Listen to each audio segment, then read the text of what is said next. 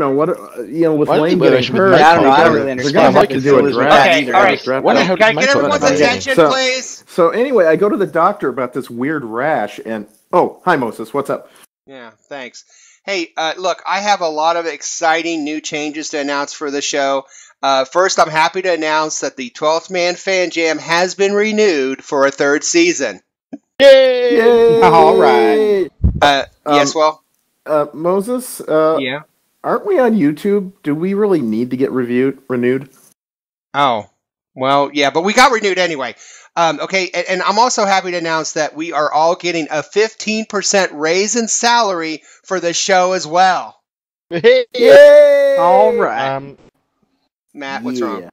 Well, hold on. Aren't we doing this for free? So, if I'm right, 15% more free is... Yes, it's more free. It's more free. All right. So I'm trying to figure this out then. What exactly are these new changes? Oh, well, I mean, Yeah, come on, Moses. What exactly are these changes? Well, let's start with the logo. And now it's time for another edition of the 12th Man Fan Jam. With your host, the Reverend Moses of the St. Paul Island Church of Seahawk Positivity. Yes, thank you, Magic Voice. This is the self-appointed Reverend Moses of the St. Paul Island Church of Seahawk Positivity, and welcome one and all to episode 301 of the 12th Man Fan Jam, the show made up of Seahawk fans from around the world just like you, talking about your Seattle Seahawks. Over the next few moments we share together, we hope you are entertained, we hope that you are enlightened as we discuss your back-to-back National Football Conference champion Seattle Seahawks. So sit back, relax, grab a desired beverage or scent of your choice, and remember, we won't make you run a shuttle. As is usual with every show, we are not alone. No, I am joined like I am every episode by the 12th Man Fan Jam Posse, a ragtag group of diehard Seahawk fans from around the world. First, my partner in crime, he is the yin to my yang, from merry old England. You know him as Suffolk Blue. We know him as Matt. Hi, Matt. Hello, good morning, Moses. How are you? I'm fantastic. How are you, sir? Well, I'm bringing a little bit of good news and bad. Oh, do tell. Well, the good news is that we're now into the Combine's going into a new season, if you like. We're moving into a new era of Seahawks football. That's wonderful. What's the bad news? The old season of Seahawks football still has a slight bit of taste in my mouth of not winning the Super Bowl. Yes, that's sad. I'm not going to rim shot that. Okay, I'll rim shot it. Yeah, sad but true, but we will try to move on from that bad taste in our mouths this evening. Yes, let's try that. Also from the state of Washington, our very own news hound, his 12th Man editorials can be found on the SeahawkSal.com website. You know him as Shadowhawk, and we know him as Will. Hi, Will. Hi Moses, I'm back off the ledge, recovered from the 3-week bender, and I'm ready to go. Let's get 2015 off to a great start. Fantastic. That's the spirit. Woo-hoo. That's the spirit. And also from Washington, our tailgater extraordinaire, he is Dustin. Hi, Dustin. Hey guys, how you doing? Wonderful. Good, man. Yes. Well, the intros have been made, so let's get right to the show. For those who've listened before, thank you for joining us again. For those who are listening for the first time, don't worry. We promise we'll be gentle, but be careful. We still have that new season smell. So those of you who've seen the show before, it's going to be a little different look to it. We've kind of tweaked things a little bit, made it a little sleeker, a little faster, a little stronger, a little better. Quarter one, the show is like 4 quarters, just like a real NFL game. In the first quarter, we're going to go ahead and close the door on Super Bowl 49 with some editorials. We're each going to take about 2 or 3 minutes, just kind of vent a little bit about our Super Bowl experience or just some things that we want to get off our chest. In the second quarter, we are going to have our news with our news hound, Shadowhawk Will. At halftime, we have another delightful edition of the 12th Man Fan Jam Halftime Trivia, which everyone's excited about. I know, with fabulous prizes chosen especially for the posse. And in quarter three, we'll have Seahawk news. We'll talk about the Seahawk news that's happened since Super Bowl 49. And in quarter 4, we'll briefly go over the list of potential free agents from the Seahawks, as well as I will be challenging the posse in a very special edition of There Can Be Only One. So you don't want to miss that. I will give them 2 free agents and say you can only sign 1. Before we start, we'd like to remind you to like, share, and subscribe on the Seahawk Positivity YouTube channel. Contact us on this thread or comment section of this video for feedback, or you can also email us. We have our own wonderful email. It is 12manfanjam@gmail.com. You can contact us there. Tell us what you think. Also, you can join our Facebook group, 12th Man Fan Jam Show Facebook group. Lots of fun goodies there, a little bit more discussion and some surprises on our Facebook group. And also, we are now officially in the 21st century. We have Twitter, 12th Man Fan Jam Twitter. So let's get started with the first quarter and our take on the state of the Seattle Seahawks. Each of us is going to have a little editorial here at the start of the first quarter. And our first editorial is Matt. And so we want to ask Matt, what's bugging you? Hey, Matthew. Hey, Matthew. Why you bugging? Thanks, Moses. Right. So, great. I've got a couple of minutes then to rant about the Super Bowl and to talk about the Seahawks, all these good things that we do. I want to use this as a cathartic experience. I want to get a few things off my chest. The trouble is... Well, yes, it should be fun. But the trouble is, I don't have much issue with the game itself, which may surprise some people. It was quite a good game, actually. It was closely fought, great plays on both sides. Of course, I would have preferred the result to have been better and in Seahawks' favour, but you know what? I'm still kind of okay about it. What did annoy me most about this game were the absolutely predictable backseat social media head coaches. And by that I mean those of us, those fans who took to social media for the that second after the interception to explain why Pete, Bevel, Wilson, Lockett, Schneider, Allen, and everyone else somehow were idiots and have no clue whatsoever what they were doing. Let me quote one such backseat, know-it-all social media coach for you. I think if I lived 1,000 years, I would never understand that play call. 1 yard. 1 timeout, 1 beast mode. Now, particular social media coach. Did he take a good, hard look at the coverage on the field by the Patriots before that play? No. Did he look at the personnel he had on the field, factor in the time left on the clock, think about the timeouts, consider the extensive Seahawk playbook? I hardly think so. Did he put his faith and his trust in a coach that had turned this team around since his arrival, and a quarterback that's become almost legendary in his first 3 seasons? Of course he didn't. Instead, he picked up his mobile device, almost certainly something like an iPhone, and typed in something so profoundly stupid, so utterly pompous, and so clearly biologically inaccurate that I'm forced to consider his state of mind at the time of posting. Social media and football do not mix. Now, I should know this. My job, actually, my day job, I work in social media. My whole work ethos is around the use of social media, how it should be used, to use it well, and to maximize hit, reach, and sentiment. So the heightened emotions, the lack of facts, the need to shock, surprise, to climb the rating wars of viewers, to gain likes and supportive comments. The worst time ever to try and be a football coach is after the play, with the benefit of an often short-sighted 20/20 hindsight on an iPhone 5. Did I mention that this social media coach that I've just quoted, the one above with 1,000 years, that social media coach was me. That's what makes me so angry about Super Bowl, is that I broke my own rules. You see, it didn't take me 1,000 years to understand that play. 1,000 years is what I wrote to understand that. It took me watching one interview with Pete Carroll on the Today programme. He spelled it out beautifully and demonstrated with perfect clarity why he is a hugely successful NFL coach. I am some English schmuck in London watching it on a big screen drinking beer. So my rant about this Super Bowl is not about the game. It's against me. It's against myself and people like me. Play call was correct. The throw was spot on, the plan was flawless, and the interception by a talented rookie called Malcolm Butler was perfect. So I don't need Carroll to take the blame, I don't need Wilson to prostrate himself under the weight of responsibility, and I don't need Bevel to set fire to himself in a self-immolation attempt. Sometimes that might be tempting. I just need to tip my hat to a professional athlete called Malcolm Butler, who happened to make a play for the New England Patriots and happened to win the game for them. And for my part, I'm going to return to my self-imposed rule. No social media until after the game, and preferably not probably the next day either.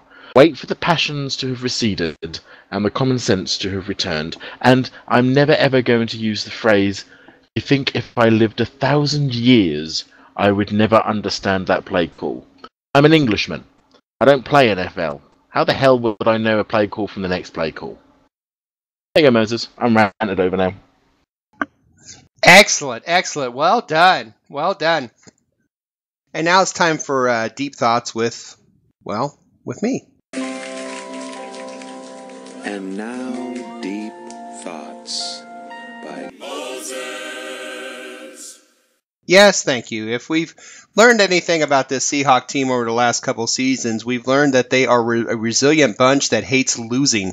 And nobody on this team hates losing more than their quarterback, Russell Wilson. I'd like to take a moment to relish in just how amazing this young man is, especially in clutch situations. In only 3 years in the NFL, he has successfully already had 14 game-winning drives. But I don't want to dwell on how amazing he is every game. His overall record speaks for itself. I want to talk about the Russell Wilson we see in the playoffs, money time, when the game means so much more and the pressure is so much greater, and how clutch he is in those situations. And we've had a lot of those situations since Russell's been on this team. 8 playoff games in 3 years already. In just 3 short years, half a season just in playoff games. Plenty of games to gauge and find out just what kind of playoff quarterback we have in number 3. In those 8 games, he's an astounding 6-2. Before I start hearing about beast mode and the great defense, let me say something. First, the total points in those 8 games for Seahawks come out to exactly 28 points a game. That's more than enough for a number 1 defense, or most defenses. But more impressive, as usual, are not the numbers and the stats in these games when it comes to Russell Wilson. It never is about the stats. It's about his actions in clutch time. In those 8 playoff games, the Seahawks have been behind heading into the fourth quarter in half of them.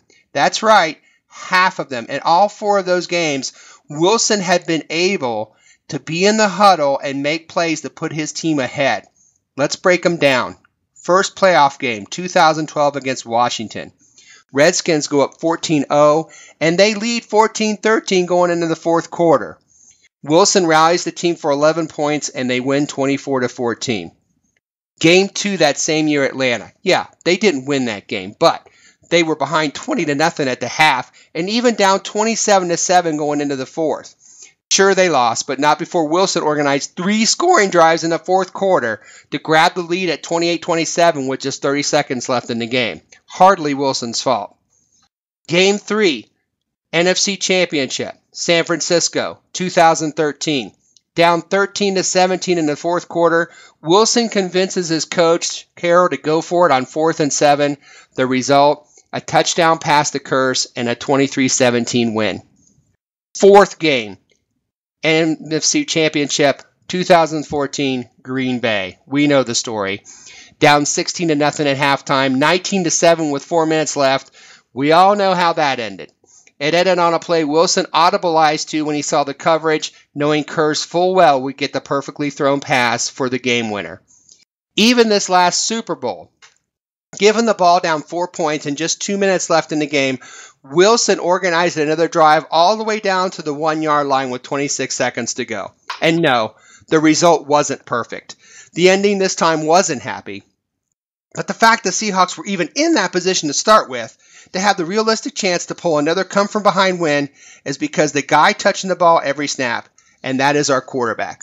You know, this really shouldn't be much of a shock, though. Fourth quarter comebacks seem to be in his DNA. Let's go back to college, back to Wisconsin. Russell led the Badgers to the first ever Big Ten championship game against the Michigan State Spartans. His Badgers trailed the entire second half, but in the fourth quarter when they needed it, he led the Badgers on 2 scoring drives, and they wound up outscoring the Spartans 14-3 in the fourth quarter and won 42-39. His stats are never flashy. He doesn't break statistical records, but what he does isn't in the stat book. It's in the game when it counts. Sure, the defense has been unbelievable over the last 3 years. Yes, Marshawn Lynch has been, beast mode running the ball. But this team isn't where they are without Russell Wilson and his clutch ability to keep the Seahawks in every single game. In all the games the Seahawks have played under him, they've only lost one game by more than one score. That was the 9-point loss to the Chargers this season, and only after a late fourth quarter field goal by the Chargers. Russell Wilson's a special football player, and we're lucky to have him. This kind of quarterback doesn't come along for your team every decade, unless you're the Colts. His ability to be calm and clutch in the fourth has worn off on me as a fan, too. Gone are the days when I think a game is a lost cause at halftime. Gone is the time when I think we don't ever have a chance, no matter how little time is left on the clock. Not only has Russell Wilson changed the image of the Seahawks in the NFL, he's helped to change the entire culture of the Seahawk organization and 12s as a whole. We, as a whole, are no longer hopeful, we're confident. Confident that with number 3 behind center, no lead is too big to overcome, no game is out of reach, no obstacle too impossible to defeat. Less than 24 hours later, after a game-losing interception in a Super Bowl that would crush most quarterbacks, our team's leader tweeted the following: "At 26 years old, I won't allow one play or one moment to define my career." Well, you know what, Russell? Neither will I. I'll define your career by your ability to stand tall in clutch situations, especially in the playoffs, when the pressure is supposed to be bigger and badder and money time. And for Russell, when it's money time, there are not very many better, ever. And that's Deep Thoughts by Moses. Brilliant. Well done, Moses. That was fantastic. Thank you. And now we come to our thoughts from Dustin. Dustin, what do you have for us this evening? Well, it's not necessarily a rant or anything like that. As you guys know, I went to the Super Bowl. And I just want to say that even though the result wasn't what I was hoping for and what I wanted it to be, the experience was great. Arizona did a great job putting it on. Everything down there, except for the rain that was happening Thursday through Saturday when I got there, was pretty awesome. It was like Seattle brought the weather with them. And it was great just being in that environment, seeing all the fans that were down there. I actually ran into Dana Patera when I was down there. Kind of funny. Didn't know she was going. Walked into this hotel, into this lobby over there by the stadium. Walking around, and I happened to see her and a guy from Puyallup who I didn't know at the time, sitting there talking. I walked up to him. The guy starts talking to me, and Dana's looking at me, and she's puzzled for a second. And she was like, "Do I know you?" I was like, "Dana, I've known you for years." Yes. Just didn't expect to see each other, threw everybody off. And then I ran into a bunch of other people I knew down there, and it was just the environment and seeing everybody was just amazing. Got to check out the Skeptical Chemist, which is a big Seahawkers bar down there. McFadden's by the stadium. They were all Seahawks out down there. And just seeing all the banners live and in person, Super Bowl and everything all over the town. In the stadium, it was more of the same. Walked in there and saw some people I tailgate with, got to go take their picture or take a picture with them with the Super Bowl banners and stuff in the background. Ran into the Shermans, Beverly and Kevin. They're always real gracious, real nice people. Got to talk to them for a few minutes. Just the vibe and excitement in that stadium. It was probably 70% Seahawks fans. Met one of the guys I coach with. He was there too. So I forgot to mention this. I went with my grandma and my uncle. My grandma's been taking me to games since I was a kid, so it's kind of fun to enjoy this experience with her. That's something that can't be replaced. It's a huge memory. And like I said, even though the result wasn't what I wanted it to be, the money was worth it. I mean, the experience, the time we had down there, everything about it was worth it. Unfortunately, the Hawks didn't get it done. But the bright side is this is a team that has an opportunity to continue to put themselves in those situations where they can go to a Super Bowl and they can win because of the people they have on their team and the coaching staff they have and how smart they are about what they do. So I'm disappointed in what happened this year, but I'm still looking forward to next year, and I wouldn't have traded the experience for anything in the world. That's wonderful. That's a wonderful story. You have a lot. Those memories will last a lifetime, and I think we'll all, 2 or 3 or 4 or 5 years down the road, as we're looking at that, some people can't watch that game, and some people can't even think about that game. And I got to admit, I'm not a big fan of watching that game myself, but I think we will at one point look back at that game and go, what a great game that really was. Yeah, I actually haven't watched it on TV yet. No. No, I There will come a day, Moses. Today is not that day. Exactly, but it will come. And it will come. Speaking of your day will come, Will, let's finish up with you. The Shadow Hawk knows. Will, what do you got for us? Who knows?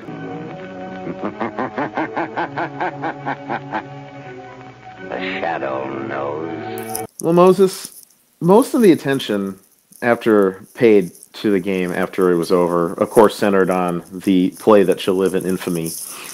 But it really shouldn't have come to that point in the first place. You know, people oohed and awed over Kearse's amazing catch on that drive, and with good reason. I still don't know how he got it. But it was a catch he didn't make at the end of the third quarter on a 3rd and 2 play that would have put us into field goal range. Kind of sums up what went wrong with this game. The third quarter was actually a great one for the Hawks. They were moving the ball seemingly at will, so to speak. The Patriots could not move at all. Brady threw an interception, our defense was smothering, and Seattle pulled ahead in that game for the first time. But they only pulled ahead by 10 points. Seattle's first drive ended in a field goal when Marshawn Lynch got stuffed on a 3rd and 1 play at the 8-yard line. Seattle's second drive ended in a touchdown, but their third drive ended in a punt. Then disaster struck when Cliff Averill went out with a concussion and Seattle's pass rush was limited and Tom Brady took advantage. You could just feel the momentum shifting in the fourth quarter as New England finally started to move the ball again, as Brady carved up what was left of our defense, what wasn't hurt, and got 2 touchdowns. Where was our offense? We didn't get a single first down in that quarter until the final drive. We had a chance on the last drive of the third quarter if Kearse makes that catch, a difficult one with the defender hanging all over him, but a catch he should have made in that situation. What happened to Seattle in that game was a lot like what happened to Green Bay in the NFC Championship game. They had a chance. Green Bay had a chance to put us away in that NFC Championship game. They let us hang around and they suffered the consequences. Seattle had a golden opportunity to put New England away in that Super Bowl. They could have done it. I mean, you can't win the game in the third quarter. We know all about that, but they could have built a lead that even New England, as well as they were moving the ball in the fourth quarter, couldn't have overcome. And they couldn't do it. Kudos to Seattle for fighting back at the very end, for getting within 1 yard of winning anyway. And everybody's going to be looking at that play and thinking about it for years to come.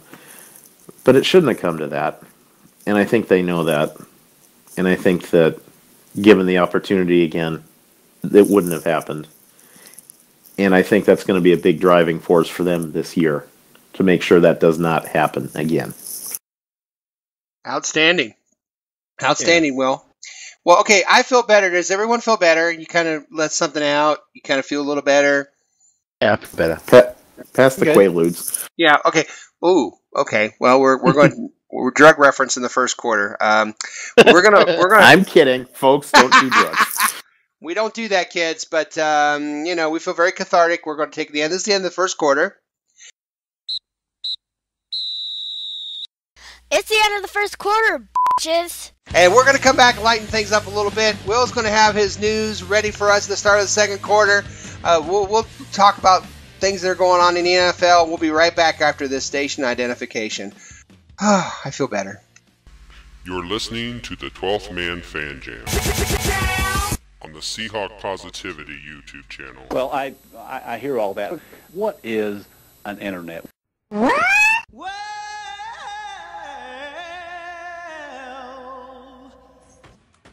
And now it's time for a 12th Man Fan Jam 60-second rant. You know you make me wanna rant. I don't want to get off on a rant here. I tell you, Super Bowl 49 changed me, and it changed my opinion about Tom Brady. Well, slightly anyway. You know, I always viewed Brady as a crybaby and a whiner on a team that felt they had to severely bend the rules past the point of breaking just to win. But in Super Bowl 49, there he was, down by 10 points in the fourth quarter of the Super Bowl against the best defense this side of the steel curtain. And what did he do? He marched his team down the field twice for 2 touchdown drives. And he did it without a running game to help him. He sure took his team in the biggest game of the year and placed it right on his shoulders. Yeah, he's a crybaby and a whiner. But in this Super Bowl, Tom Brady also showed that he's a great quarterback and someone worthy of being in the discussion of the greatest quarterback that ever played the game. So at this point, you're probably thinking, Moses, you really sound like you like Tom Brady. Like him? Like him? Of course I don't like him. He's a whiny, bitchy mama's boy that complains every time he's touched. But he also happens to be one of the clutchest quarterbacks to ever play the game. You don't hoist 4 Lombardis unless you got a quarterback that can make clutch plays over and over. And that's something Brady can do, even if he doesn't wear the pants in his relationship. Holy shit, it's the second quarter. Yes, welcome back to the second quarter of the 12th Man Fan Jam. This is your self-appointed Reverend Moses of the St. Paul Island Church of Seahawk Positivity, and I am joined as I am always by my 12th Man Fan Jam posse. There is Matt, there is Dustin, there is Shadowhawk Will, and now, yes, for those who are wondering where Statsman Mark is, he's here. Hi, Mark. Hey, everybody. I'm glad I could. I'm glad I remembered, sort of, and and I feel like the special guest star from those 1970s comp shows. I'm hooked on now. You know. Hey, he's here. Woo! Will our mystery guest enter and sign in, please? If we were Saturday Night Live, you would be one of those featured players, Mark. Yes, absolutely. Thank you, Lauren. Feature player. So welcome back, and he's just back. He's in time. Statsman Mark is in time for one of my favorite segments of the show. Of course, they're all my favorite. But this second quarter, we're going to start with the news. Yes, news from the world of the NFL and beyond. It is our Shadowhawk Newshound, Will. Will, what do you got for us this evening? Well, Moses, there's going to be a lot of deals signed and a lot of money changing hands over the last couple of weeks, but it's a deal that he couldn't completely close that cost Warren Sapp his job and what remained of his reputation. Well, most of us were still trying to find a reason to go on living on February 2nd. News broke that Sapp had been arrested for assault charges and soliciting prostitutes. We've all been there. We've all been there. Well, it might not have been a bad idea after that game, but... But anyway, the police report from his arrest has been released, and there are some interesting details. Oh, awesome. Apparently, Sapp met the two women in a hotel bar, and they told him they were dancers. So he invited them back to his room and threw $100 bills at them as they performed. Just as an aside, wasn't he bankrupt? He is now. Was it Monopoly money? Why those hundreds yellow? No, just keep tossing them. Who cares? But, moving on. After the dance, Sapp agreed to give each woman $300 for a specific sex act, which was not specified. I don't want to know, quite frankly. We've all been there, Dustin, right? Oh, sorry. Tell me about it. Anyway, one of those sex acts, which we shall not speculate on, was performed. However, one of the women, a 23-year-old dancer, asked for additional money for sex, and Sapp lost it. She said she was gathering her things when Sapp grabbed her by both arms and threw her into the hallway, knocking both women down. The woman later said, quote, "I do what I do, but that doesn't give him the right to put his hands on me." Did he do a sack dance? Sorry. Well, anyway, she is facing prostitution charge. Her older companion was cited for, quote, "failure to register with the state as an escort." And of course, Warren Sapp is out of a job, probably bankrupt now, and facing charges of his own. So, kids, don't get hookers. Yeah, don't get hookers. Hey, kids, the kids are here. Hey, kids, Warren Sapp will not be on NFL Network anymore. Yeah, I'm feeling that. It just that whole show just came a little less shouty, didn't it? Almost overnight. It's amazing. Well, they still have Jamie Dukes. So. I hate that show. It's just everyone's shouting each other all the time. Well, I know my response to that whole story was it was the day after the Super Bowl when it came out, and I said, well, if the off season's going to be this great, I'm looking forward to it. The first day of the off season, and Warren Sapp is out of a job. I'm a happy man. Well, I was just happy that somebody was having a worse day than I was at that point. Yeah. In Sapp's defense, the youngest prostitute they threw out of the room had agreed to role play like as if she were Brett Favre. So, Oh. So, does this explain the whole Deflategate ball thing then for the whole Super Bowl? Then is this part of that as well? I want to know whether the refs measured them before they started. Oh, dear. Woo! Yes, Warren Sapp now unemployed. If he wasn't bankrupt, he is now. But great story. Great lead story, Will. What else you got for us? Well, Moses, one of the league's most iconic franchises is getting a new logo and new uniforms this year. And, of course, I'm talking about the Cleveland Browns. No! Yes, they announced last year that they were going to be having new uniforms, which would be revealed just before the draft, described as, quote, cutting-edge uniforms that link back to our history, which I think means they're going to be really ugly. Brown. But the Browns are getting a bit of a jump on that. The uniforms aren't being released, but on February 24th, the team has announced that they will be unveiling a new logo. That logo is going to replace the team's helmet as their primary logo. However, their helmet won't have anything. It'll still just be plain. And the radio station that broke this news, this was 92.3 The Fan in Cleveland, reported that the logo won't incorporate Brownie the Elf. You've all seen that's that. what I was going to say. Yeah, You've seen I was all going that to say picture. they've got Brownie the Elf. I don't know what they're complaining about. Yeah, well, they're putting him out to pasture anyway, but no idea what they're using for a logo. I don't know what they could use for a logo, really. Anybody have any ideas? That Mr. can Hanky. be discussed on a family-friendly podcast that talks about people doing Quaaludes. Gee, I can't think of anything. It's got to be. They've just got to have like Johnny Manziel with a hangover, haven't they? I mean, that's what they've got to have. I think it should be Mr. Hanky. Mr. Hanky, the Christmas poo. I taught my kid now says, "Well, where are you going?" I'm going to the bathroom. He goes, "He's 9." Oh, by the way, are you taking the Browns to the Super Bowl? I'm like, "Yep, that's." Oh dear. Yeah, he's learned that. So, and he'll say something like, "That's the only way they'll get there." I'm like, "Yes, you're right. That's the only way they'll get there." You have any ideas, Mark, for a nice logo for the Browns? I don't know. Is there such a thing as a brown albatross? I mean, something's around that. Something's been clearly around that franchise's neck for, I don't know, just forever. It's, they could go with UPS. What can Brown do for you? And it's not much. It's not much. I've got a great concept for a Browns logo, but I'm not sure how you can incorporate a top 5 draft pick. Oh my God. Oh, making fun of the Browns on the show. We love that. Will, what's your last story for this evening?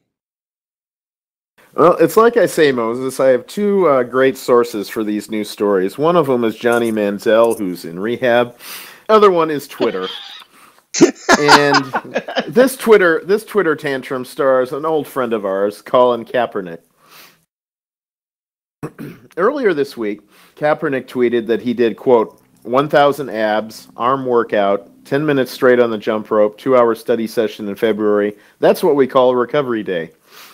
One of the people who follows Kaepernick, a man named Stephen Batten, at Batman_returns, decided it was the perfect opportunity for a little snark and wrote back to Kaepernick, ab workout won't help find open receiver, #study. Colin did not take this too kindly. He wrote back to the fan and said, quote, are you illiterate or just ignorant? Read the tweet again. Better yet, give me your breakdown of every defensive coverage. He went on to tell the fan he should mind his own business. He called him a clown and made fun of him for having only 8 Twitter followers. Now, this is the same guy who last year before said he took motivation from negative feedback on Twitter. Right. But I cannot believe that focusing on all the detractors and actually getting into a Twitter war with some nitwit is in his best interest. Do you guys think so? Or no, what? I tell you what I want to see. I want to see somebody take that quote from him, the Twitter quote, and say, 2-hour study, that's how we call February recovery, and then have a picture below of Russell Wilson saying 2 hours film study. That's cute. Nice. He does 2-hour film study on his lunch break. You know what I'm saying? I just want somebody should have just got the parody Jim Harbaugh account and gone and just put, that's what I was telling him all season. Nice. Actually, Moses, they should take that quote, 2-hour film study, that's what we call Recovery Day, and use that as a caption for one of those pictures you see of Kaepernick partying. Yes, that'd even be better. Well, I put it 2 hours of film study. The thing is that these players have far too much time. These players that don't win championships have far too much time on their hands, which is why they get so upset and so, involved with Twitter wars with people. I mean, players that do that, people like Golden Tate, people like Kaepernick, you just block them and move on. They don't expect criticism. On Twitter. It's just crazy. I don't understand that either. That was that, but yeah, I saw that, and I remember thinking, wow, you just really laid into some guy. I guess you think you're really cool now. I mean, I guess you're going to the 49er locker room. Hey, that Twitter kid that has 8 followers, I really laid into him. I'm really cool. Yeah, Colin, you're really cool. See, I don't understand why a professional athlete is on Twitter to begin with, because nothing good can happen. No. Nothing good comes from Twitter. No, well, I get a lot of news stories, so I'm glad they're all on there. Yeah. And at least he's getting in shape for the beating he's going to take this fall. I mean, Yeah. Fair point. Yeah. All those ab crunches are going to really help you find those open receivers. I want to follow. I think we should all follow the guy that put that on. I think we should all get on and follow him and say, we're going to follow you now. So A, you have more than 8 followers, and B, Kaepernick can shut up. So, Is he a San Francisco 49er fan, though? He is, isn't he? I don't know. That was my only question, too. Yeah, I can't follow him. I suppose we could find out. Sounds like a lot of research. Yeah, that's work. I don't know. Now we'll just send Mark over to his house. There you go. yeah. At least Kaepernick has the law firm of Tom Sula, Mangini, and Christ, to fall back on. And we haven't forgotten that. Oh my God! And I love hearing the fact, real quick, on Tom Sula before we go to break, before we go to halftime. Hearing that Tom Sula has never been a head coach ever, and not even a coordinator. This is exciting for me. I'm very excited to hear this guy's the head coach of the 49ers. But should be a fun year for us and them. And it should be a fun halftime. Holy shit, it's halftime. Will, thank you so much for your news. As always, it was entertaining and a lot of fun. Not a problem. Good to be back in the saddle. Oh, yes, it is good to be back in the saddle. We are approaching our 12th Man Fan Jam halftime trivia show. You're not going to want to miss out. And we're playing for fabulous prizes chosen especially for the posse. We'll do that right after the station identification.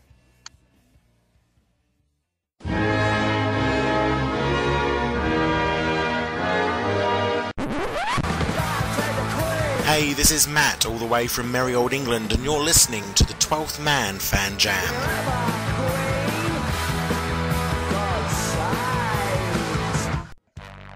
Yes, it's halftime, and welcome to another fun-filled edition of the best play-along Seahawk-themed trivia game show on the internet. It's time for 12th Man Fan Jam Halftime Trivia with your host, the self-appointed Reverend Moses of the St. Paul Allen Church of Seahawk Positivity. Yes, thank you, me, and welcome to another exciting edition of 12th Man Fan Jam Halftime Trivia.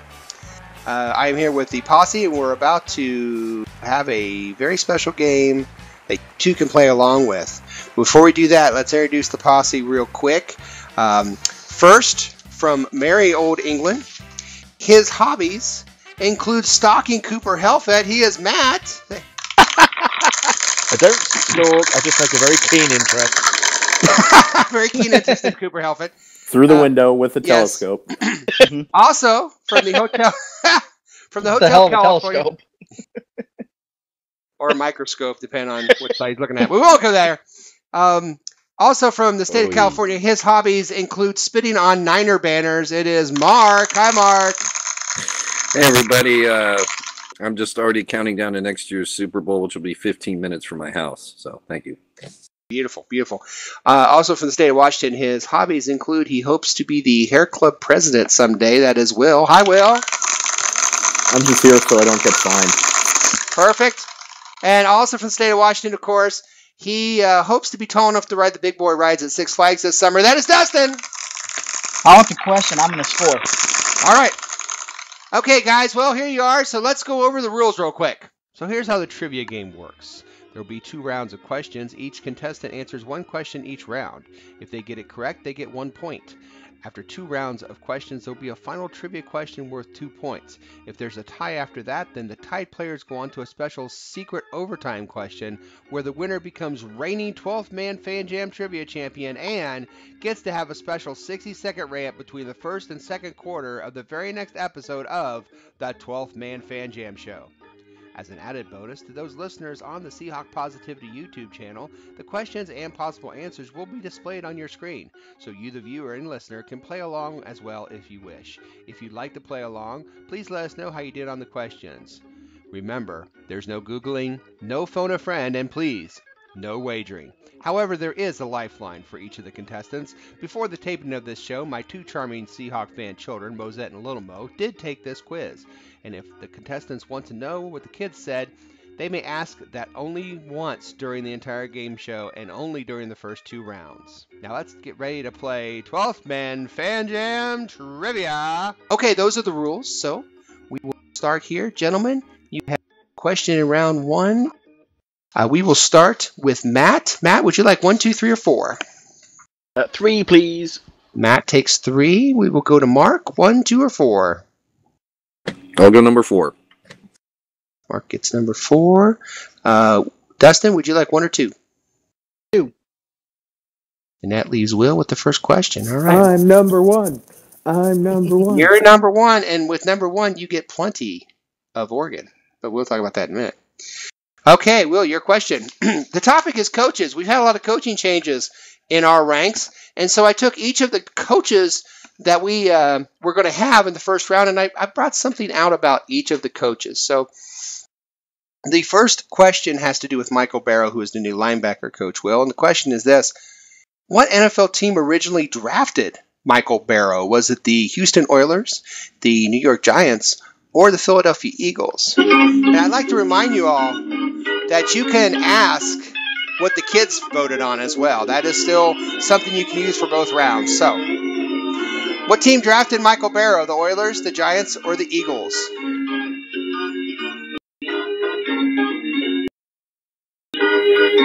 Oh, man. I keep thinking Eagles, so I should go that, but I'm going to go Oilers instead. Oh, he went old school. He went old school with the Oilers. That's kids what I would have done. Both kids, they said the Eagles. But they were wrong. It is the Oilers.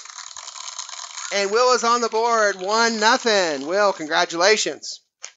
Thank you.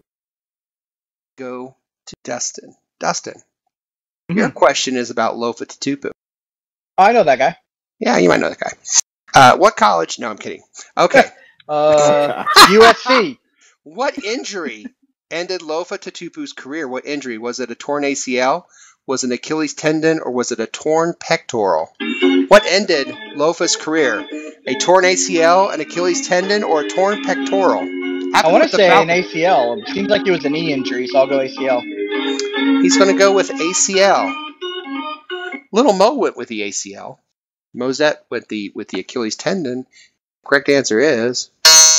Oh, I'm sorry. It's the torn pec. Torn pectoral. Huh. Ended his season. He had torn pec, and the Falcons released him the next day, and he never played again. Okay. Sad but true. Was that from a wardrobe malfunction or? Super Bowl halftime show that Justin Timberlake. Yeah. Woo. Tore it right off. Tore the pectoral right off. That's my Matt. Yours is about the new assistant coach, Rocky Cito. I love that name. Yeah, isn't it great? What position did Rocky Cito play as a football player at USC? Was he a linebacker, a cornerback, or a safety? Hey, Matt! You got some Oregon, buddy. Linebacker, cornerback, or safety? position. Linebacker, cornerback, or safety? I think he was probably a linebacker. Oh, you think he's linebacker, huh? Yeah. Well, the kids both said safety. Oh, really? But you're right! Yes! It's a linebacker! And Matt is on the board. Thank you. Now we go to Mark. Mark, yours is about new defensive coordinator Chris Richard. And what I want to know, Chris Richard played for a variety of teams, not just the Seahawks. And I want to know what team Chris Richard did not play for. Was it the Dolphins, the Raiders, or the 49ers? Who did Chris Richard not play for? Dolphins, Raiders, or 49ers? Oh, wow. Geez. He played for that many teams, huh? He played for 3 teams. I would have guessed Seahawks. Well, he played for the Seahawks. And he played for 2 of these teams, but one of these teams he did not play for. Is it the Dolphins, the Raiders, or the 49ers? Holy cow. Gosh, I'm just trying to think if he... I'm going to say 49ers, otherwise I would have heard about him, I think. Okay. I don't know. Okay. Mosette said the Dolphins. Little Mo said the Raiders. You said the 49ers. I'm sorry. The correct answer is he never played for the Raiders. He played for the Dolphins and he played for the 49ers. I thought everybody played for the Raiders. They'll take anybody. They'll take anybody. He didn't have any organ going. That's why he couldn't get it. That's no organ, yeah. Mark is organ free for audio reasons, but that's all right. Mark, that did not come out well. I'm sorry, Mark. Well, so the surgery was a success then. The rumors will fly. It's the penalty for being late. Oh, I'm going to be showing up early. I'm never. Oh my God! Normally the penalty for turning up early. Oh. At least he's not coming from behind. Okay. Whoa. Oh my Offsides. God. I am in 3rd grade. All right. Here we go. The second round is going to be about coaches. And since, Matt, you got a question right in the last round, do you want 5, 6, 7, or 8? On 7. 7 for Matt. Will, you also got a point last round. Would you like 5, 6, or 8? 5. And since I really, really did a terrible thing to Mark, would you like 6 or 8? Well, I'll take the beating early and take number 6. I'm not going there. That means Dustin has number 8. Here we go. Okay, gentlemen. Everyone's still alive. Remember, the final question is worth 2 points. And remember, you can ask what the kids said. Here we go. Will, your question is this. There is a cast member from the TV show Coach who went on to voice what character on SpongeBob SquarePants? Golly. Is he the voice of SpongeBob, Patrick Star, or Squidward Tentacles? Here's the Morgan to help you. Check with the kids. You want to check with the kids, Will? Give me the kids. Give All me right. the kids. Kids don't know what the TV show is. Okay. The kids said, Mosette said Patrick Star, and Little Mo said Squidward Tentacles. So I'll give it to you again. Cast member from the TV show Coach went on to voice what character on SpongeBob SquarePants? Is it SpongeBob SquarePants, Patrick Star, or Squidward Tentacles?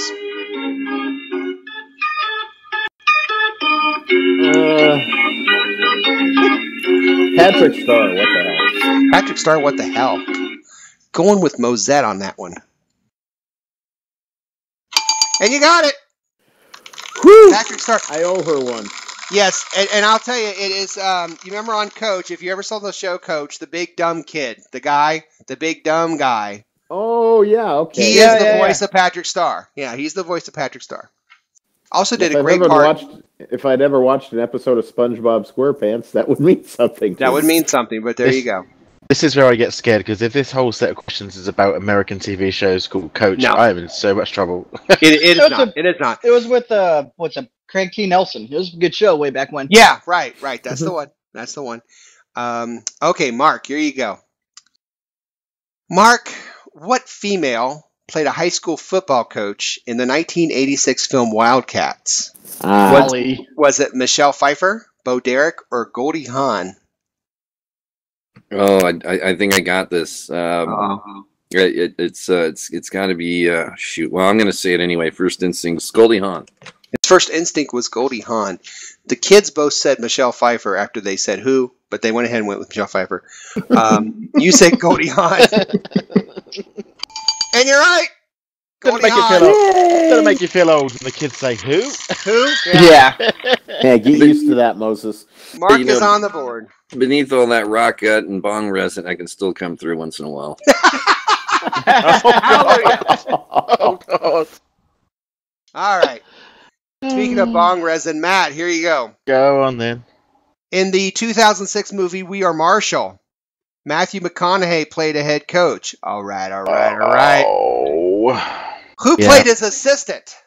Oh. Was it Matthew Fox, Josh Lucas, or Sean Astin? Who played Matthew McConaughey's assistant in the movie We Are Marshall? Would it be Matthew Fox, Josh Lucas, or Sean Astin? All right. Matthew Fox. Matthew Fox. Wow, that was kind of quick. Yeah. The kids said Sean Astin. They're like hobbits. But you're right. No. Yeah. You got Fox. it. Matthew Fox. Very good.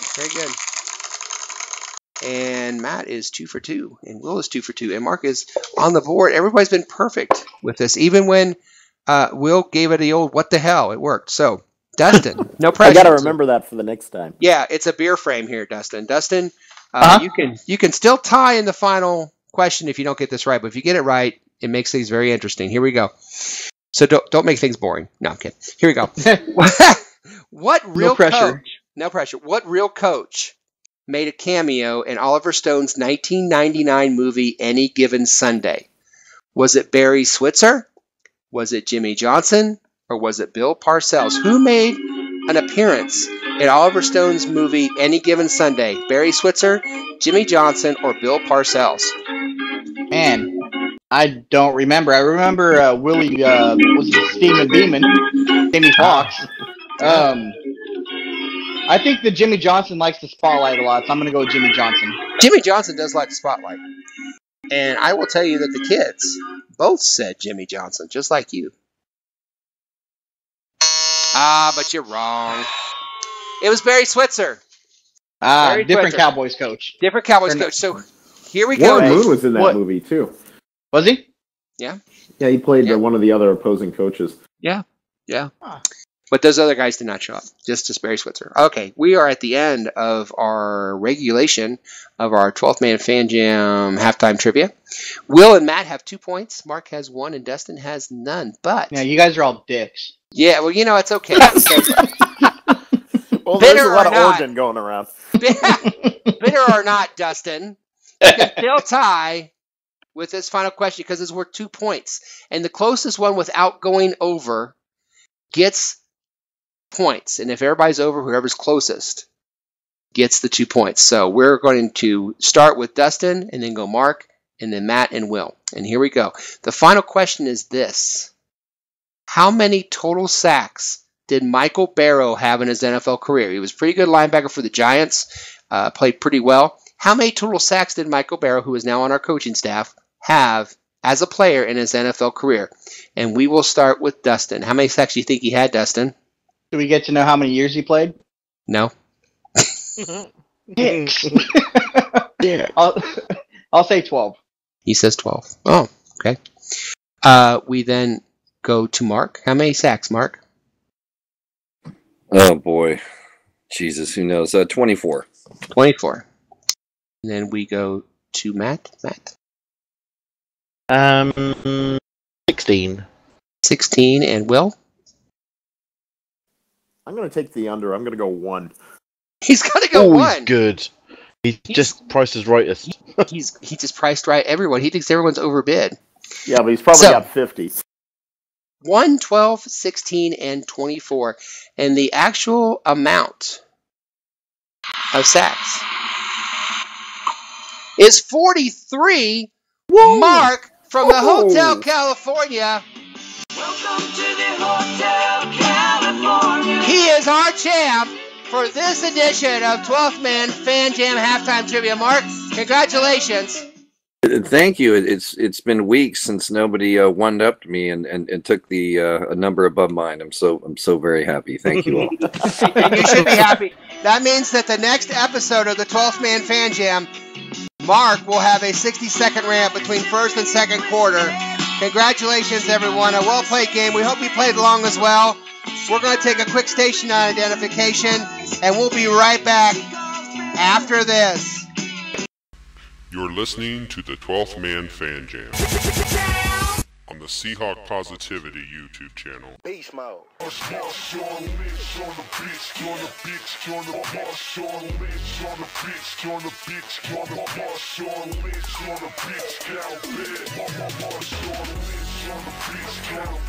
Holy shit, it's the third quarter. Yes, welcome back to the second half of episode 301 of the 12th Man Fan Jam Show. I am your self-appointed Reverend Moses of the St. Paul Island Church of Seahawk Positivity, and along with my posse in an exciting halftime trivia show. We hope you played along. Congratulations again, Mark. We appreciate that. Well done. Yeah. Well, thank you. Well, thank you very much. He will be having our 60-second rant between first and second quarter in our next show, which we will record on March the 6th. So if you're paying attention, March 6th is when we will record the show, probably out that weekend of the 7th and the 8th of March. So be looking for episode 302 in a couple weeks. We're taking a couple weeks off after this. But we have plenty of show left for you tonight. And we're going to start with some Seahawk news. Will, what do you have Seahawk-wise has happened since the Super Bowl? Well, Moses, you know that the Legion of Boom has been pretty much the Legion of Broke since going into and since that Super Bowl game. There has been some good news. Richard Sherman and Cam Chancellor announced that they would not need surgery. They can recover fully in time for next season without it, so that's good. Earl Thomas still does need surgery on his shoulder. Hasn't happened yet. Kind of wondering why that hasn't happened, because that's one guy we definitely need back. Unfortunately, one guy that I don't think we're going to see back for quite some time is Jeremy Lane, who, again, talking about people who had a worse Super Bowl Sunday than all the fans, you'd have to put Jeremy Lane on that list because after getting his first career interception, he not only snapped his forearm like a twig, but according to the Seahawks this week, he also badly injured his knee, and now that his arm is fixed, he has to have knee surgery. Wow. And that's going to keep him out all the offseason, probably all the preseason, probably some regular season. It's going to be a while before we see Lane again, and when you factor in that Byron Maxwell is a good bet to leave in free agency, that one hurts. Yes, I agree. We need to draft some quarterbacks. We need at least two in the draft this year, and one of them fairly high. Yeah, we need to. Yeah, I agree with that. We can't have a Harold Simon for very long. Well, but now, in all fairness, and you know, I have not been exactly a fan of his, but I will say this: if he has an entire offseason under his belt, we could see better things from him. So let's hope that happens. Better than Ettrick Pruitt. Yes. Oh, yes. Wow. Yes. There you go. Yeah, it's well said. Yes. Well said. Not a high bar, but just I got to put that out there. Better than a third string safety, yes. But you know, if we, you know, he knows that they're going to lose, probably all likelihood lose Byron Maxwell. We'll talk about that in a minute. At the start of the fourth quarter, we talk about the free agents. But yeah, in all likelihood, Byron Maxwell is going to be a shaky re-signing at best. If we lose Byron, we're looking at Harold Simon. Obviously, he's going to step in. And I know that sends chills to a lot of spines, but let's give that kid a chance to have an entire offseason, and he may change. But Harold Simon is injured too. He's got a shoulder injury. Oh. Then he's also got a little bit of a nick there. Pete Carroll said, just a quote from Carroll said, quarterback Harold Simon could be a candidate for an off-season procedure. We also have to see what's going on with Harold with his shoulder. We'll see how that goes. That's well, and you know, this just shows how beat up the Legion of Boom was, and not making excuses, but what warriors they were playing through that for the Super Bowl. Oh, God, yeah.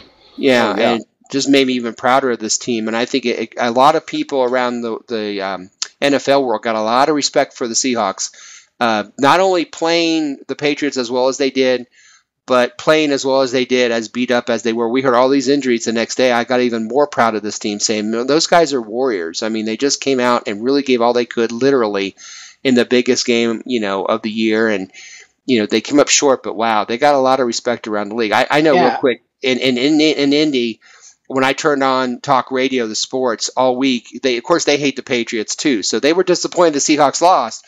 But all they could talk about was, just forget that last play. This was an amazing game. And these two teams were fantastic. And it was one of the best games they've ever seen. So I think a lot of the NFL world is just kind of saying, you know what? It was a really great way to end the season as a whole for everybody. And after seeing these injuries, you just see how much warriors these guys really are.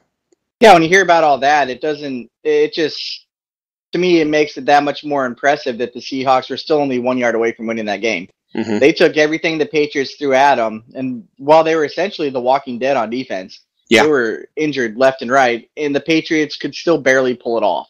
Right. So I'm just glad we didn't have another game the following week. Yeah. We wouldn't have been able to play anybody. No kidding. But injuries abound as well. We've got injuries as well for the tight end position. Zach Miller is making good progress. Apparently, he was placed in injury reserve in November because of ankle injury suffered in week 3. He's making very good progress. Should be in the mix to start next season. That's an interesting comment because I thought he was one of the ones that most of the pundits and all the media talking heads were pointing at, saying he would be a cap casualty. But apparently, not according to us here at the moment. Wow. Well, good. Yeah. I was just going to chime in quick on Thurl Simon. I think regardless of what happens with Maxwell and Simon, we got to do due diligence. And, cornerback is so key, obviously, on this team. And if nothing else, we need, additional depth. And we also have to decide really quickly if Simon, it's such a small window to decide if this guy's a long-term future. They're really going to have to decide this year. Because otherwise, we can't, I call it like the Kelly Jennings Award, for hanging on to a DB that just isn't going to work out. And so he's going to be under a lot of pressure. It's the Kelly Jennings Award. Yeah. Hopefully Simon will be able to participate in all the off-season stuff. Hopefully the rookie or two rookies or anybody we bring in, hopefully they'll all be able to participate. Just throw it out there, open competition for the starting cornerback spot unless... we get very lucky and somehow keep Maxwell. Mm-hmm. But yeah, just let the best players play. And I like Marcus Burley. I thought he did a decent job for us this year, but more of a slot corner. We need an outside guy. Yes. Agreed. What about? I mean, are we gonna go to free agency and stuff in a second? In the next course. So let's not go over that now. Let's hold up. Keep our powder dry, fellas. Well, they'll bring in a couple people in free agency. There won't be any big names for cornerback in free agency, but they'll bring in a couple guys, I'm sure. Yeah. And they'll bring in some rookies, both drafted and undrafted, and kind of, throw it up on the wall, see what sticks, that's what they'll do. That's what they always do. On some general Seahawk news, has anyone heard about the 12th man copyright coming up for renewal? Do we know what's happening with that at all? Yes. Just that it's coming up for renewal. And I know Texas A&M has gone on record saying, okay, we want a lot more this time because of our increased exposure. So I think that's why you've seen the team go more towards 12s in broadcasts and all their stuff. I think they're going to go away from the phrase 12th man and just go with 12s. And we will become the Reverend Moses happy hour if that happens. So no, I'm kidding. Or keep 12. They'd have to change the name of their ceremony. It can't be the 12th man flag. Then it'd have to be the 12th. Something. They already flag. Have. If you listen carefully, they call it the 12 flag now. Do they really? I never noticed. Yep.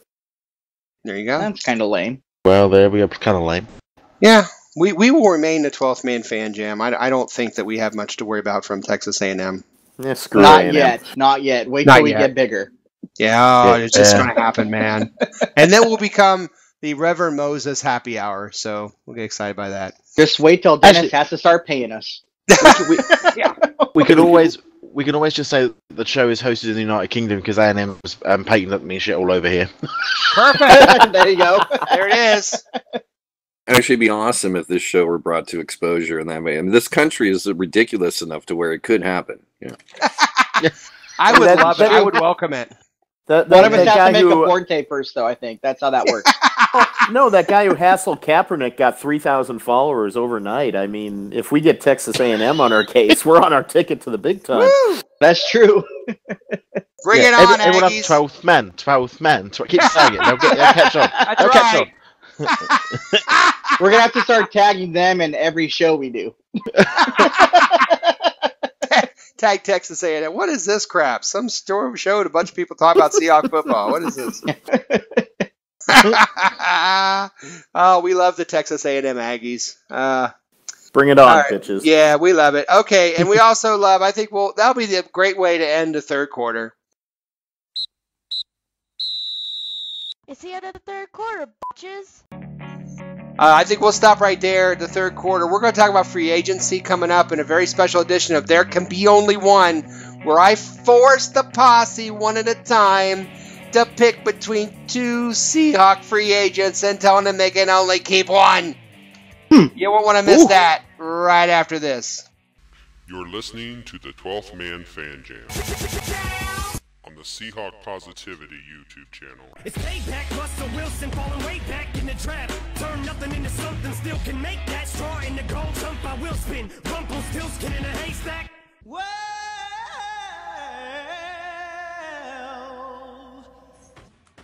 And now it's time for a 12th Man Fan Jam 60-second rant.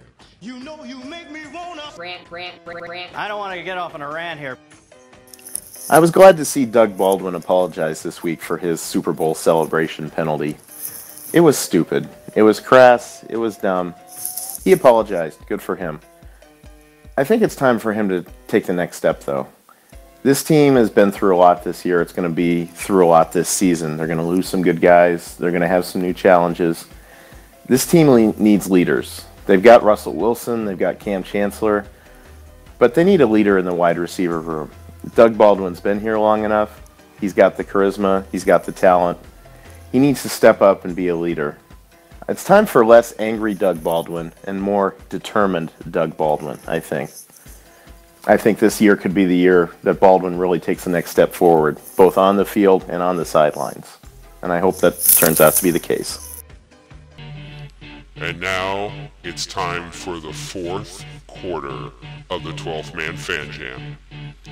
Here to lead us through the final quarter is once again our host, the self-appointed Reverend Moses of the St. Paul Allen Church of Seahawk Positivity. Yes, welcome to the fourth and final quarter of episode 301 of the 12th Man Fan Jam Show. We want to remind you that in a couple weeks, after the first week of March, around March 7th, March 8th, you're going to see another episode of the 12th Man Fan Jam Show. We want to remind you to join us on Facebook especially, the 12th Man Fan Jam Show Facebook group. We'd love to have you for some discussion while we're off the shows. We are still talking about Seahawk football a lot, especially on our Facebook page, and also like, share, and subscribe to the Seahawk Positivity YouTube channel. The posse and I are about ready to start the fourth quarter, and as we do, we're going to talk about the Seahawk free agents. And here is the list in front of you. You see the free agents that are coming off the Seattle Seahawks from the end of the season. And Dustin, what are your comments? What stands out for you on this list?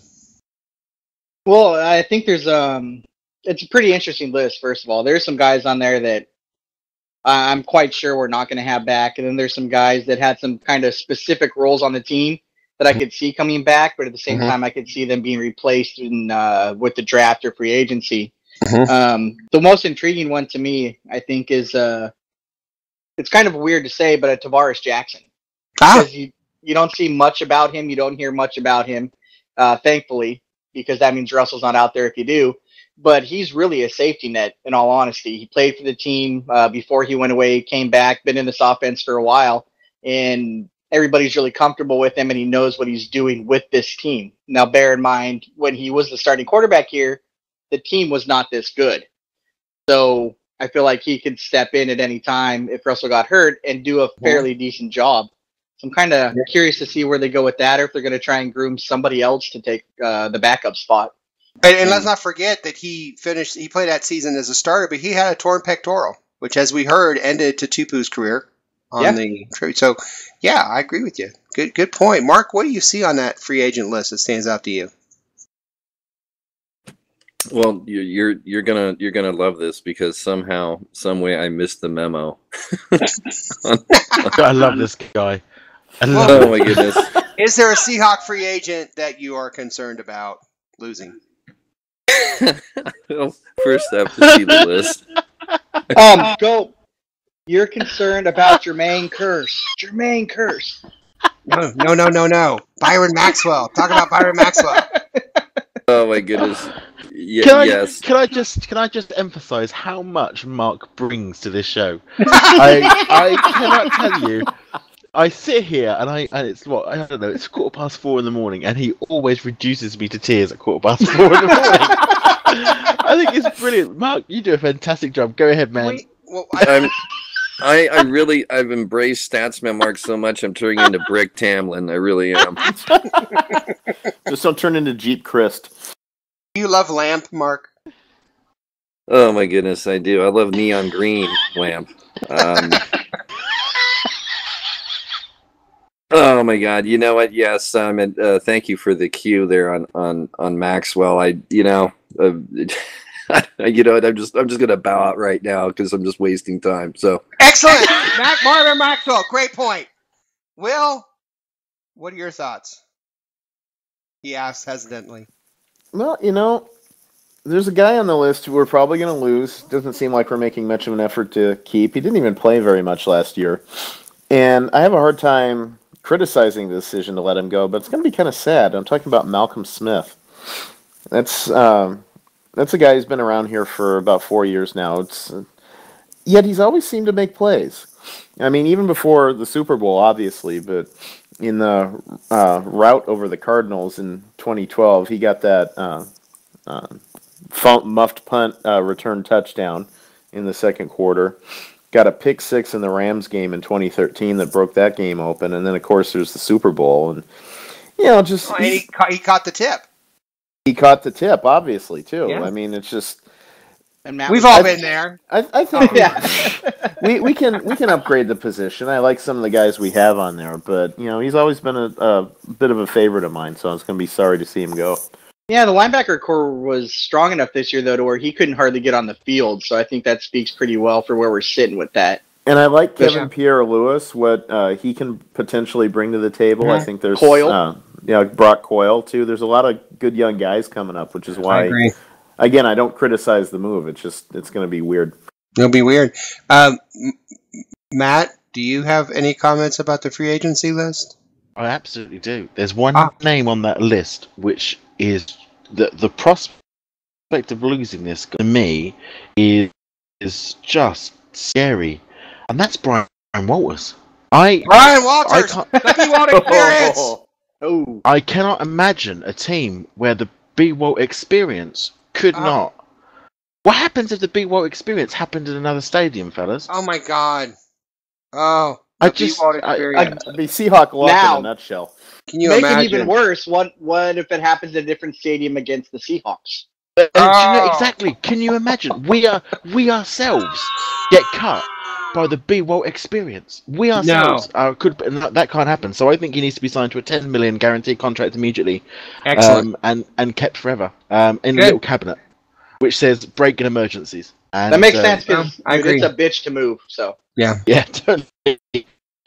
I think just on serious notes, I think Heath Farwell's going. I think obviously, but he's going to be coming back as a coach. I think he's got some great talent to bring forward. Tony Mariarki, I like him. I'd rather have him over McCoy.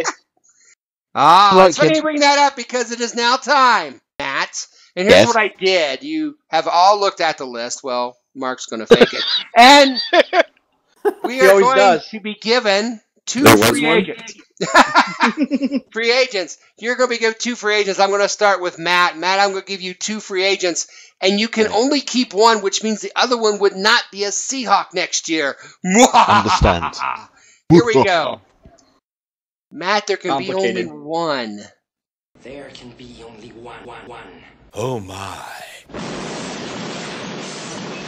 Malcolm Smith or Michael Morgan? Jason, who goes? Malcolm Smith or Michael Morgan? You know what? I will keep Malcolm Smith. You will keep Malcolm Smith. Yep. And why is that? Super Bowl MVP. I just think he's got more to give. Okay. Does anybody want to take Michael Morgan? I agree. No, I mean, I agree with Matt. I would take Malcolm Smith. Sorry. Yeah, me too. He's more athletic. He's a faster linebacker. He's more athletic. Okay. Morgan does stuff on special teams, but so does Yeah. Smith. And Smith can play defense for us, and I haven't really seen much out of Morgan in that. All right. Score. All right. I was leaning towards Morgan, but I'll go with you guys. All right. Now it's Dustin's turn. Dustin. Yes. There can be only one. There can be only one. Oh my. Jermaine Kearse or Ricardo Lockett? Jermaine Kearse, hands down. I don't even think that's a question. Even though Ricardo Lockett does offer a lot as the gunner there on special teams, he does a little more. I think that can be replaced in the draft. Well, he's a more effective player on special teams for the most part than he is in the wide receiver core. He pops every now and then on offense, but for the most part, he's primarily a special teams player. Yeah. And I think that can be replaced with a draft or an undrafted free agent, to be honest with you. I would take Kearse because he makes big plays quite often. Wow. Okay. He's kind of entirely with Dustin. Yeah, it's kind of this Seahawks version of big play Babs. It's like he may not be the most consistent guy, but he makes big plays a lot of times when we need a big play. It seems like to me that Jermaine Kearse is actually, I see him getting better and better and better and better. I don't know. It just seems like he's getting better and better. And he made that incredible catch in the Super Bowl last year against the Broncos, which should go down as one of the best scoring catches of all time, where he had those 4 guys bounce off him like a pinball. And that was pretty spectacular. But you're right. It just seems like Jermaine Kearse, I see him every day, every game getting better and better and better. And I'm not sold on Lockett quite there. He had a big catch in the Packers game. Big catch in NFC Championship game the year before. I mean, on big stage he shows up. Yeah, I agree. All right, Will, there can be only one. There can be only one. Oh my. DeMarcus Dobbs or Craig Scruggs? Is there a different option? Sorry, Dobbs or Scruggs? I feel like we need the organ here. You know, it's hard to make a decision. Are you looking for some organ? Oh no. He wants Jesse Williams uninjured. Let's not get carried away, Dustin. Okay, let's operate within the bounds of reality here. So hold on. So what you're saying is that you want some organ to help your decision. Is that what you're saying? It wouldn't hurt. Okay. Hey, there can be only one: DeMarcus Dobbs or Craig Scruggs. Sorry. I would probably take Dobbs over Scruggs at this point. Pretty much the only reason is because Scruggs' injury history over the last couple of years is concerning. And Dobbs did some good stuff for us this year in a couple of games. So he did. Did he impress you guys a little bit? I remember going, "Wow, this guy's not bad." He had a great game against San Francisco, I thought. Yeah. I'm right there with him, too, because Scruggs hasn't proved he can stay on the field for very long at all. Yeah. He's done more with trying to take over Mike Robb's role with those interviews than he's done anything else with the team. So, all right. He did a great job hosting the Fan Fest down in Arizona. I'll give him that. But He did. All right. Now comes Mark. Mark, are you ready? Are you prepared? I am. I is smart. All right, Brick. Here we go. SMRT. Mark, there can only be one. There can be only one. Oh my. Tony Moiaki or Anthony McCoy? Oh, interesting. Well, one, I'm grateful that you provide me a list, and two, I'm grateful that I'm familiar with both those players. Are you serious? They both play tight end for the Seahawks. That's the one thing about this show. We know our football. We know our shit. Yeah. Sometimes I just have to Chevy my way through these questions. Stumble gone crazy. Is that what you're saying? Although amazingly, I weigh less than Chevy Chase at this point. Golly, yeah. What's And the you probably over? look better, by the way, because Chevy did not look good on Chubby Chase. No. Yeah, He Chevy looks like Chubby. Daewoo Chase at this point.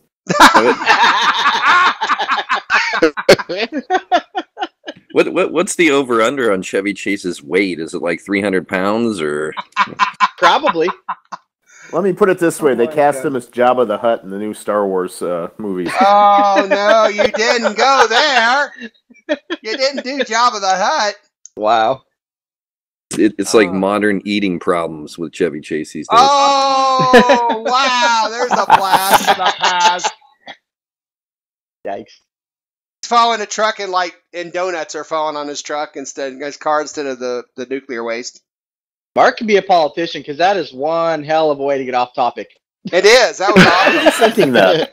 But he's still got to pick between Tony Moriarty and Anthony McCoy.